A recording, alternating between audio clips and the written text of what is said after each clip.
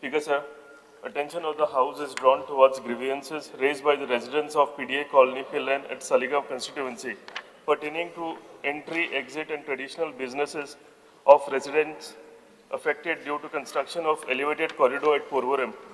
Also towards the solution for the smooth transition of residents with proper merging and demerging lanes along with the adequate side distance in order to safeguard their convenience and safety.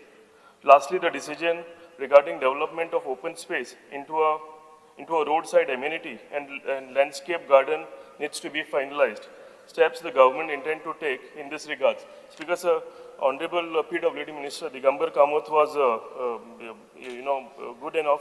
He called series of meetings along with his engineers. He was kind enough to have these meetings.